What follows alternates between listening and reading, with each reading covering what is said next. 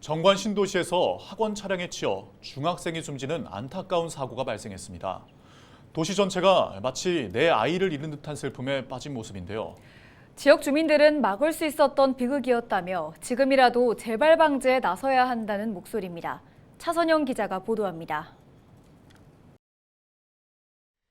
지난 25일 부산 기장군 정관신도시 자전거를 탄 한 남학생이 보행 신호를 기다리는 사람들을 피해 도로 쪽으로 나옵니다. 오른쪽 횡단보도로 향하고 이때 60대 A씨가 운행하던 학원버스가 우회전하다 이 학생을 들이받았습니다. 자전거를 타고 있던 남학생은 인근 중학교 3학년으로 사고로 크게 다쳐 병원으로 이송됐지만 끝내 숨졌습니다. 사고가 난 자리에는 이렇게 안타깝게 목숨을 잃은 학생의 명복을 비는 국화꽃이 놓였습니다. 똑같은 일이 발생하지 않길 바라는 주민들의 마음도 쌓여가고 있습니다. 지역 주민들의 추모 발길이 끝없이 이어집니다. 아이가 좋아했을 과자 등 간식을 가져다 두고 주인 잃은 자전거에도 국화꽃이 놓였습니다. 사고가 난 곳은 사거리로 유동인구가 많은 곳, 거기다 인근 초중 고등학교와 학원이 밀집한 지역인데 사고가 난 시간인 오후 4시쯤 하교한 학생들의 이동이 특히 많았습니다.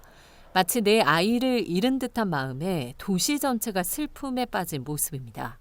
아이도 학교랑 학원 다닐 때 항상 이용하는 건널목이고 해서 이러는 사고가 우리 아이가 겪은 것만큼 마음이 아프고 신호 체계가 조금 뭐 동시 신호라든지 아니면 그 신호 간격이 조금 달라지든지 해서 이런 일이 다시는 일어나지 않았으면.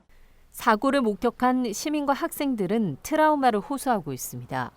부산교육청에선 피해 학생이 포함된 학교 학급에 대한 긴급 정서 지원에 나섰습니다.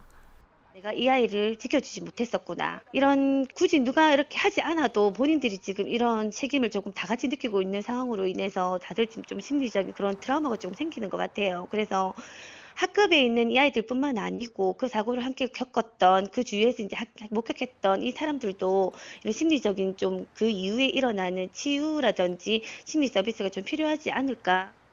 학부모들은 같은 비극이 벌어지지 않도록 대책 마련을 촉구하고 나섰습니다.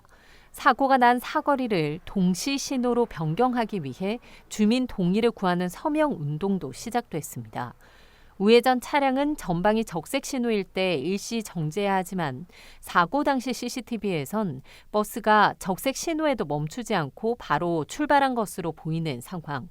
사고 재발 방지를 위해 보행자들이 횡단보도를 건널 때 차량을 모두 멈추게 할 수 있도록 동시 신호로 바꿔야 한다는 것입니다. 인근 학교 주변에도 같은 사고 위험에 노출돼 있다며 모든 통학로 구간에 대한 전수조사에 나서야 한다는 지역 내 여론이 들끓고 있습니다. 헬로티비 뉴스 차선영입니다.